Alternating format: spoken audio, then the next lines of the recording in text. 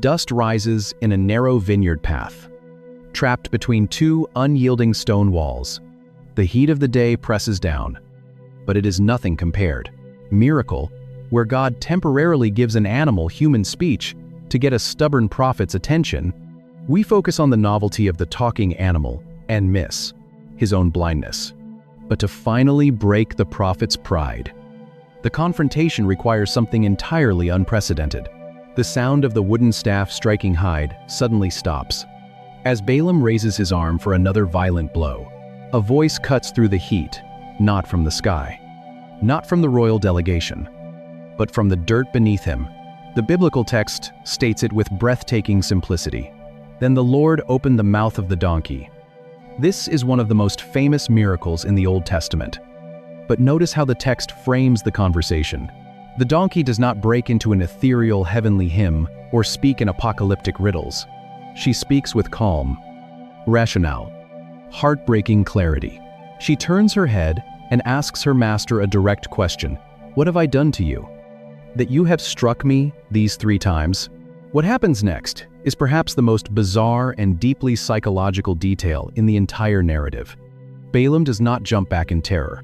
He does not drop his staff, fall on his face, or scream at the impossibility of a talking animal. His anger has so warped his perception, and his pride is so completely consumed by humiliation, that he responds to the beast as if they were having a normal argument in the street. The devastating psychological and spiritual masterpiece unfolding in the text. The problem is not that the story is strange. Balaam snaps back. Because you have made a fool of me. If I had a sword in my hand, I would kill you right now. Pause and feel the absurd, terrifying irony of that sentence. The famous prophet, standing in the middle of a spiritual battlefield, yells at his animal that he wishes he had a sword to execute her. He is utterly oblivious to the fact that just a few feet away, a celestial warrior is holding an actual drawn sword, ready to execute him. He is threatening death to the creature, preserving his life, while standing utterly defenseless before divine judgment. The donkey's response cuts through his hysterical rage like a surgeon's scalpel. She does not match his anger. Instead, she appeals to history, relationship, and proven character. She asks him, "Am I not your donkey, on which you have ridden all your life long to this day? Was I ever accustomed to do so to you?" Balaam is trapped. He is forced to give a simple, humiliating, one-word answer: no. In 2 simple sentences, a beast of burden has completely disarmed the greatest oracle in the ancient world. She forces him to acknowledge 3 fundamental truths. She has a history of faithful service. This bizarre behavior is completely out of character, and therefore, there must be an overriding reason for her refusal to move forward. The problem is that we miss the profound, biting irony the biblical author is brilliantly constructing. The contradiction is glaring. The author is using this dialogue to execute a total inversion of spiritual authority. In the ancient Near East, the mouth, the Hebrew word peh, was the prophet's most sacred instrument. The prophet was valued precisely because God put words into his mouth. But here, Yahweh bypasses the famous seer and places his speech into the mouth of the lowest, most common domestic animal. The donkey speaks with quiet logic, moral integrity, and deep loyalty. The prophet speaks with murderous rage, irrational arrogance, and total spiritual blindness. The dumb animal becomes the theologian. The great theologian acts like a mindless brute, by stripping Balaam of his dignity and forcing him to argue and lose an argument with his own pack animal. God has completely shattered the prophet's illusion of control. The grand visionary has been thoroughly humbled in the dirt before the noblemen of Moab. Only when his intellectual pride is completely dismantled, and his illusion of mastery lies in pieces, can his blind eyes finally be opened to the reality standing in the path. The argument in the dust ends in silence. Balaam has no defense against the quiet, irrefutable logic of his beast. And in that exact moment of complete humiliation, when the prophet's pride has been thoroughly dismantled, the divine veil is finally lifted. The professional prophet, hired specifically for his peerless spiritual vision, is totally oblivious to the terrifying divine reality standing just inches away. The biblical text delivers the climax with absolute precision. Then the Lord opened the eyes of Balaam, and he saw the angel of the Lord standing in the way, with his drawn sword in his hand. Imagine the physical shock. The air is suddenly pulled from his lungs. The empty space he was just staring into is now occupied by blazing, terrifying holiness. The weapon he had blindly wished for just moments ago is now glaring in the sunlight, pointed directly at his own chest. The great seer, the man who built an international empire on his spiritual sight, instantly collapses. He bows his head and falls flat on his face in the dirt. Completely undone by the reality he could not see, the angel does not offer a gentle greeting. He delivers a devastating indictment. Why have you struck your donkey these 3 times? Behold, I have come out to oppose you because your way is perverse before me. The Hebrew language used here is highly specific. The word translated as perverse or reckless describes a path that is rushing headlong into destruction. God is not opposing Balaam because he is unpredictable. He is opposing him because the prophet's internal compass is utterly broken, locked onto the magnetism of Moabite gold. Ahead of him in the narrow path stands the angel of the Lord with a drawn sword, ready to strike him down. Then the divine messenger reveals the chilling reality of what just occurred in the narrow path. The donkey saw me and turned aside before me these 3 times. If she had not turned aside from me, surely just now I would have killed you and let her live. Here is the central revelation of the narrative. For the entire morning, Balaam believed that the donkey was his greatest problem. He believed the sudden detours, the crushed foot against the rough masonry, and the humiliating collapse in the dirt were infuriating obstacles, keeping him from his desired destination. He was absolutely convinced that the resistance he was facing was his enemy. But as he looks up from the dust at the drawn sword, the horrific truth washes over him. God's terrifying opposition was not an act of hatred. It was an act of severe, preserving mercy. The closed path saved his life. The pain that radiated through his crushed foot was actually the physical boundary of God's grace, keeping him from walking blindly into an execution. God used the painful, frustrating rebellion of a pack animal to stop a prophet from committing spiritual suicide. The obstacle was not a punishment, it was a violent rescue. Trembling on the ground, Balaam replies, "I have sinned, for I did not know that you stood in the road against me." But his confession is shallow. He only repents of his physical ignorance. Balaam stares right at the danger and sees absolutely nothing but empty space and a disobedient animal, not his internal greed. He is terrified of the sword, but his heart remains divided, still lingering on the wealth waiting just across the border. This strange historical event is not simply an ancient curiosity. It establishes a theological pattern that echoes all the way to the end of the Bible. This dangerous mixture of spiritual vocabulary, hidden ambition, and deliberate blindness does not disappear in the dust of Moab. It becomes a permanent archetype for human self-destruction. And this is exactly why the New Testament writers return to this obscure story centuries later. The name Balaam does not fade into the dust of the ancient Near East. Centuries later, the early Christian church is fighting for its life, facing severe persecution from the outside and dangerous corruption from the inside. When the apostles need a vocabulary to describe this internal threat, they do not invent a new word. They reach back into the book of Numbers and pull out the name of the blind seer. 3 different New Testament writers, Peter, Jude, and John, in the book of Revelation, all issue blazing warnings against what they call the way, the error, and the teaching of Balaam. The Apostle Peter provides the most devastating psychological commentary on what actually happened on that road. In his second letter, Peter warns the church about leaders who use spiritual authority for personal profit. He writes that they have followed the way, but the dumb beast of burden, an animal incapable of reason, status, or theology, looks down the path and sees the divine executioner perfectly, of Balaam, the son of Beor, who loved gain from wrongdoing, but was rebuked for his own transgression.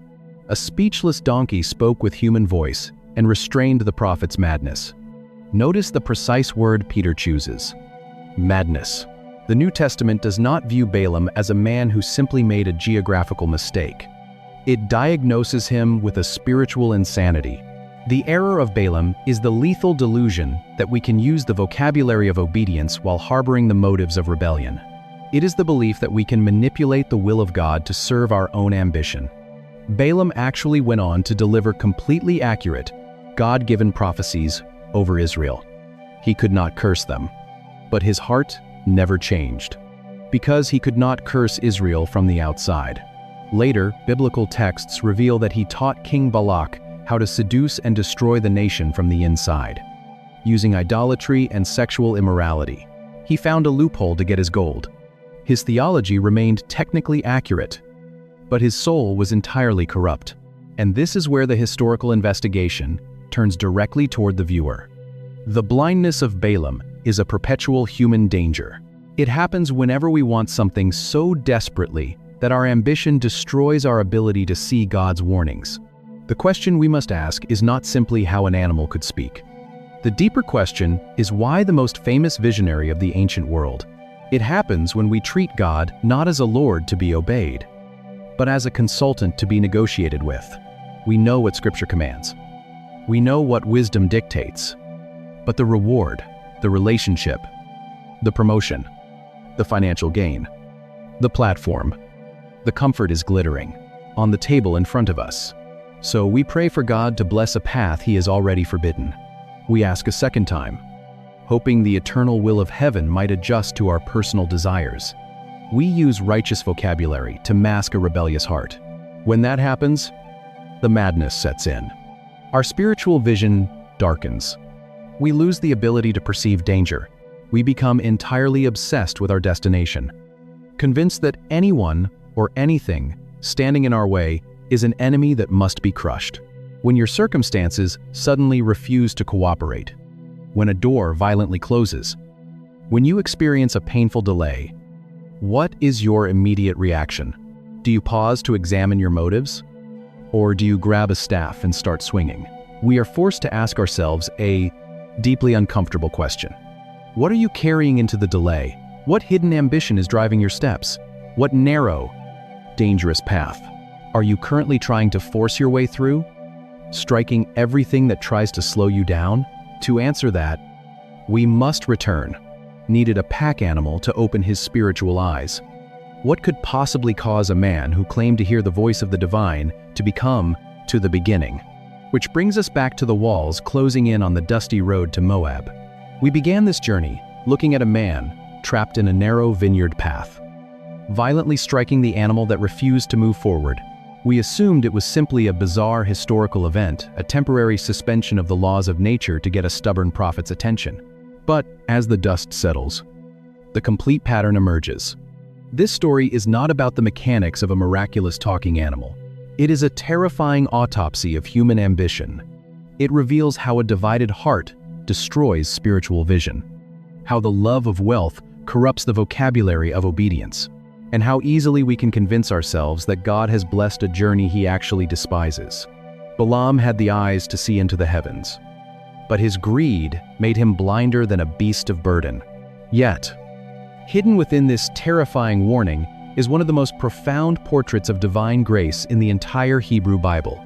Look again at the opening image. Look at the narrow path. Look at the rough stone walls pressing in on both sides. Look at the humiliating delay in the dirt. And the sharp, sudden pain of a foot crushed against the masonry. So dangerously blind? This is not ultimately a story about a miraculous talking animal. It is a story about the blinding power of a divided heart. At the beginning of the story, that narrow, blocked path looked like a place of frustrating defeat. It looked like an infuriating obstacle, keeping a man from his desired destination. But with opened eyes, the image is entirely transformed. The narrow walls were not a trap. They were a boundary of protection. The animal's refusal to move was not an act of rebellion. It was an act of salvation. And the crushing pain against the stone was not a punishment. It was a severe, preserving mercy, designed to wake up a man who was sleepwalking toward his own execution. When you look back at your own life, How many narrow paths have you cursed?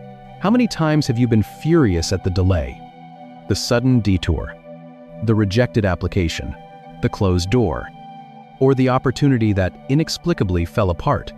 How often have you raised your hands in anger, striking at the circumstances or the people who suddenly disrupted your perfectly calculated plans?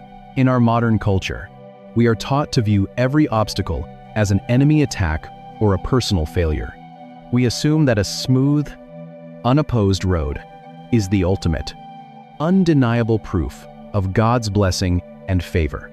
But the story of the blind seer reveals a much deeper, more challenging truth. To the fury of the man holding the wooden staff, he strikes his pack animal again and again. The sound of the wood cracking against the beasts. It is a terrifying exploration of what happens when human ambition collides with divine holiness. The imagery of this blocked path and the invisible drawn sword, God's grace does not always look like an open highway. Sometimes, it looks like a roadblock. The greatest danger in your life is not the obstacle blocking your path. It is the unseen sword you are rushing toward. When your motives have quietly drifted, when your ambition has made you blind to the warnings of Scripture, God loves you too much to let you succeed. He will step into the road. He will stand in the way as an adversary to your ambition. He will permit the sudden, humiliating collapse of your plans. He will allow the painful friction of circumstances to crush your pride before your choices, can permanently destroy your soul. The next time you find yourself trapped in a narrow place, unable to move forward despite all your frantic effort, do not immediately grab a staff and start swinging. Do not assume the delay is your enemy. Stop. Look at your own motives. Ask what hidden desire is really driving your steps. Because sometimes, a closed door is not a defeat. It is a violent rescue. If this journey has helped you see Scripture with new eyes, please consider subscribing and sharing this study with someone who might be struggling with a closed door in their own life. Your support helps us continue uncovering the beautiful depths of the biblical text. Will follow us through this investigation, because Balaam's blindness was not a sudden physiological failure. It was a slow, deliberate spiritual darkening, driven by a motive he tried desperately to hide. To understand the cause of this blindness, we have to leave the narrow path for a moment. We have to go back to the beginning of the journey. Look at the invitation he received, and examine the massive amount of gold that was placed upon the prophet's table, hundreds of miles away from the dusty vineyard path. An empire is panicking. King Balak of Moab stands on the high ground, looking out over the plains. He is terrified. A massive, nomadic nation has just emerged from the wilderness, annihilating the powerful Amorite armies along the way. Israel is now camped on his borders, consuming the land as the ox licks up the grass of the field.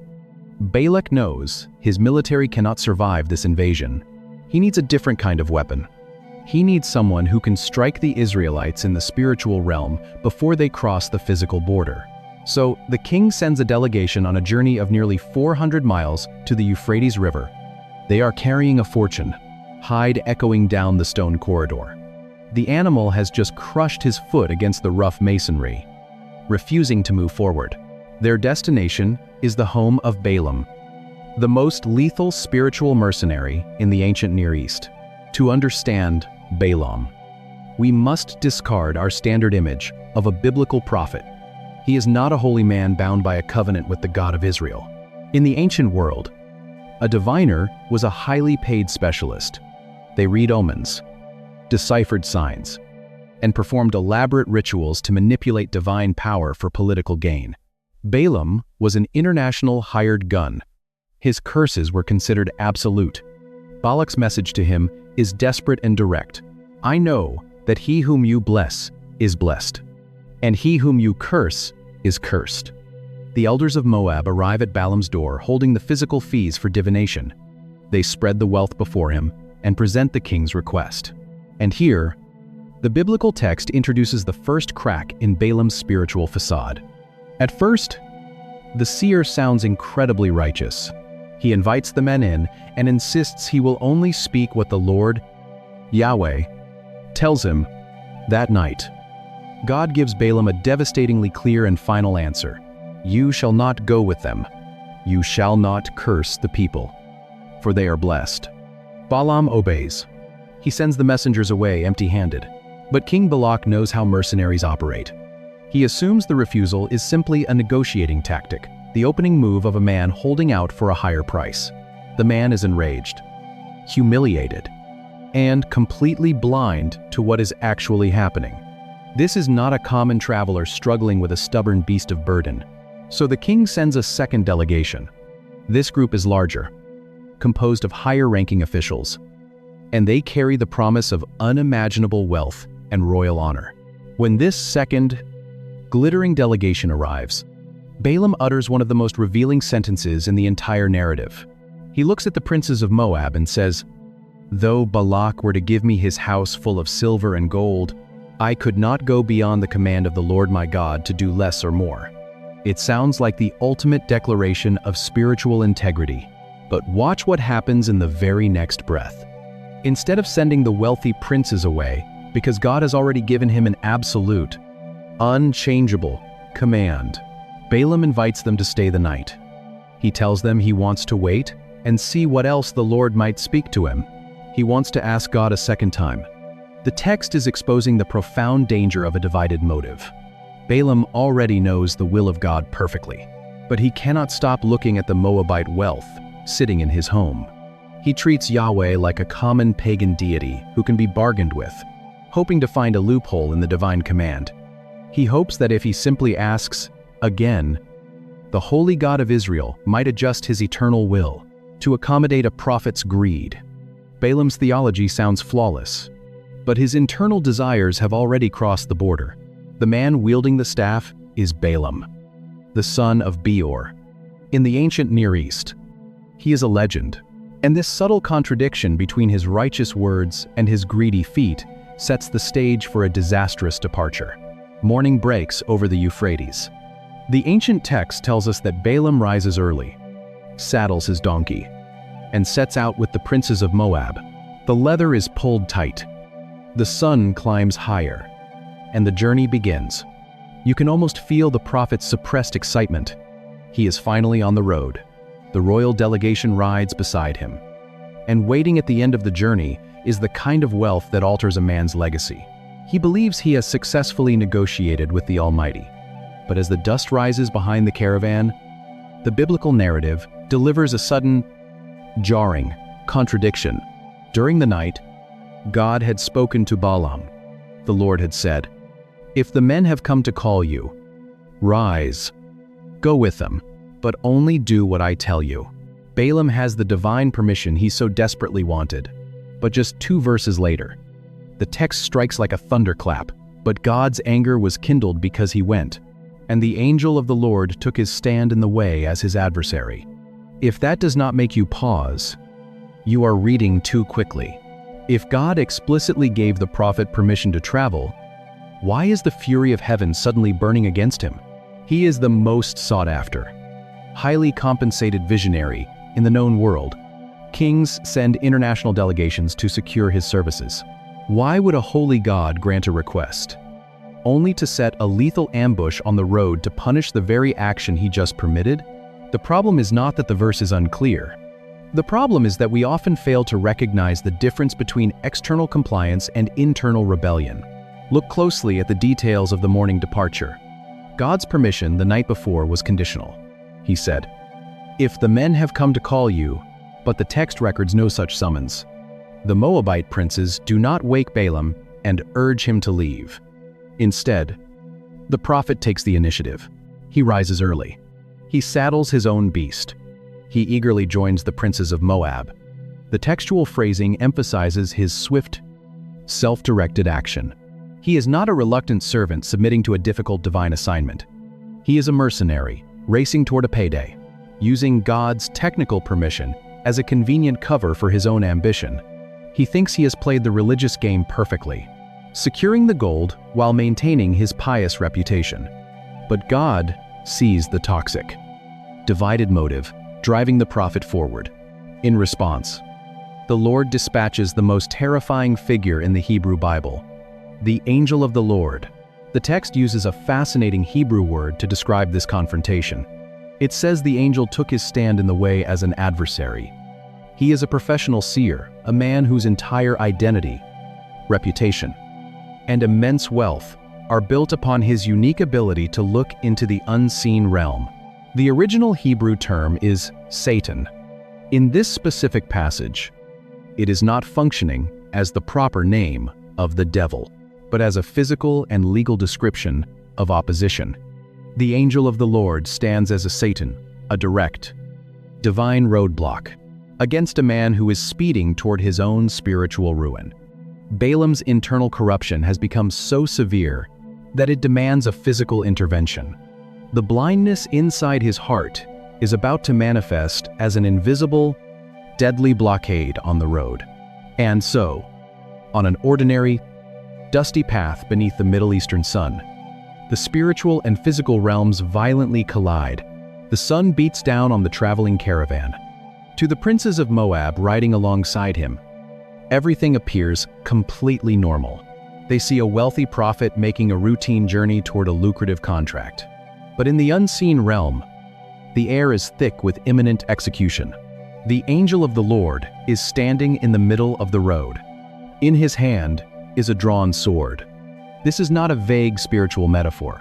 In the biblical imagination, the drawn sword is an image of divine judgment and absolute finality, the same weapon that guarded the gates of Eden and hovered over Jerusalem in the days of King David.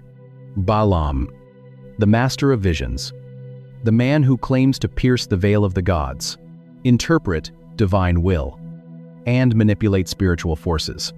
Yet here, in the dirt of a narrow, walled-in path, the great seer is the only creature who cannot see, looks straight ahead, and sees absolutely nothing.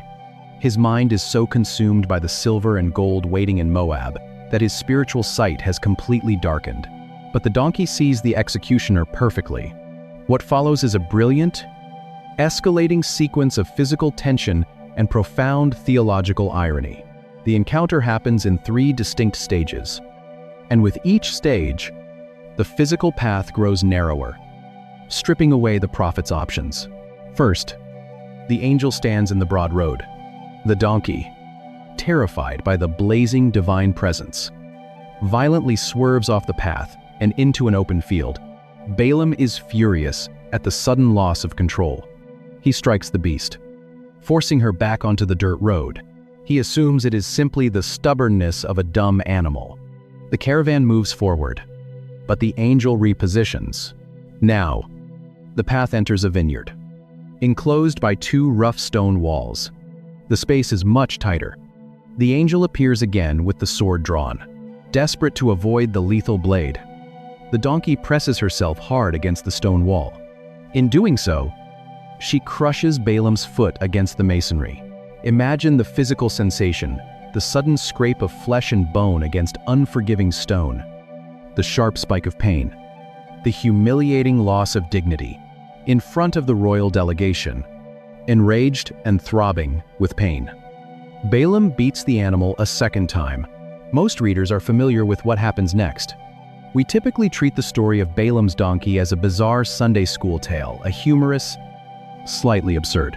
He does not realize that the physical crushing of his foot is a painful, merciful warning of a much greater spiritual destruction to come.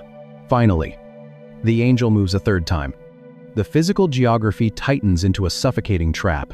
The text describes a narrow place where there is absolutely no room to turn, either to the right or to the left. The walls have closed in. There is no escape. The executioner stands blocking the only way forward. When the donkey sees the angel for the third time, she realizes evasive maneuvers are no longer possible, so she simply collapses in the dirt beneath Balaam. The great seer is now sitting in the dust, stranded on a collapsed beast, utterly humiliated in front of the very princes he is trying to impress. His rage boils over. He raises his heavy wooden staff and begins to viciously beat the animal, striking her with all his strength. Step back and look at the devastating irony of this scene. The donkey is doing exactly what the prophet was hired to do. The beast of burden is acting as the true seer, She perceives the deadly divine presence.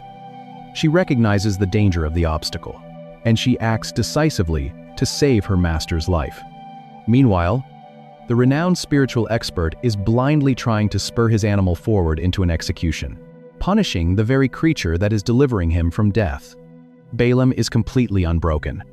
His pride and his greed will not let him see.